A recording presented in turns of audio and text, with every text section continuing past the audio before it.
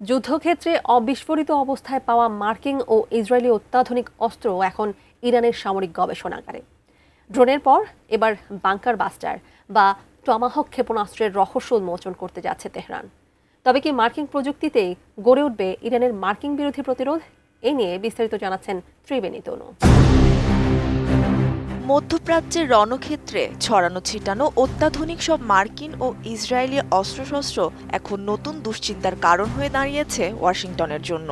ইরানের রাষ্ট্রীয় গণমাধ্যমের দাবি, দেশটির বিপ্লবী গার্ড বাহিনী বা আইআরজিসি সম্প্রতি হরমোজগান প্রদেশ থেকে অন্তত 15টি ভারী মার্কিন ক্ষেপণাস্ত্র ও বিপুল পরিমাণ গোলাবারুদ উদ্ধার করেছে।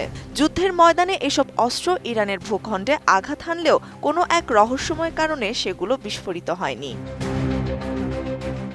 উদ্ধার হওয়া এসব সমরাস্ত্রের তালিকায় সবচেয়ে বেশি নজর কাটছে যুক্তরাষ্ট্রের অত্যন্ত শক্তিশালী GBU-57 বাংকার বাস্টার বোমা। প্রায় 13,000 কেজি ওজনের এই দানবীয় বোমা 18 মিটার পুরো কংক্রিট কিংবা 200 ফুট মাটি ভেদ করে লক্ষ্যবস্তু ধ্বংস করতে সক্ষম। মূলত মাটির গভীরে থাকা গোপন পারমাণবিক স্থাপনা বা সামরিক বাংকার ধ্বংসের জন্যই ব্যবহার করা হয়ে থাকে।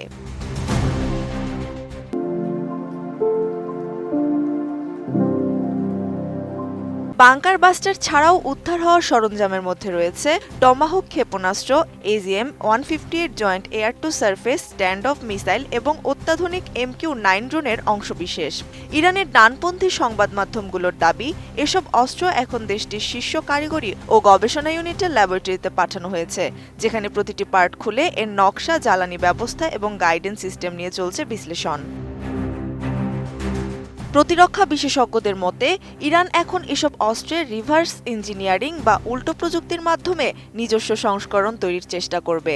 এর আগেও 2011 সালে যুক্তরাষ্ট্রের অত্যাধুনিক RQ-170 গোয়েন্দা ড্রোন অক্ষত অবস্থায় নামিয়ে এনে বিশ্বকে চমকে দিয়েছিল ইরান। পরবর্তীতে সেই প্রযুক্তিতেই তৈরি হয় ইরানের বর্তমান সময়ের ভয়ঙ্কর সব শাহেদ ড্রোন। এমনকি মার্কিন হক ক্ষেপণাস্ত্রের প্রযুক্তিও নকল করে নিজস্ব সংস্করণ তৈরির পুরনো অভিজ্ঞতা রয়েছে তেহরানের। তবে এবারের শঙ্কাটা আরও গভীর। তেহরানের উগ্রপন্থী মহল থেকে দাবি করা হচ্ছে, এসব প্রযুক্তিগত তথ্য যেন রাশিয়া ও চীনের মতো মিত্র দেশগুলোর সঙ্গে ভাগাভাগি করা হয়।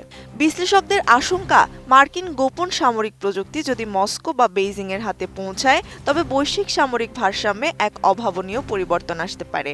এতে ভবিষ্যৎ মার্কিন প্রযুক্তির হামলা ঠেকানো বা তার পাল্টা জবাব দেওয়া ইরানের জন্য অনেক সহজ হয়ে যাবে। ইরানের রাষ্ট্রীয় টেলিভিশনের এক উপস্থাপক সম্প্রতি হুঁশিয়ারি দিয়ে বলেছেন, এই অবিস্ফোরিত ক্ষেপণাস্ত্রগুলো রিভার্স ইঞ্জিনিয়ারিং শেষে একদিন উপহার হিসেবেই মূল মালিকের কাছে ফিরিয়ে দেওয়া হবে। অর্থাৎ খোদ আমেরিকার প্রযুক্তি হয়তো একদিন বুমেরাং হয়ে ফিরবে তাদের দিকে। ত্রিবেণী তনু, ATN নিউজ।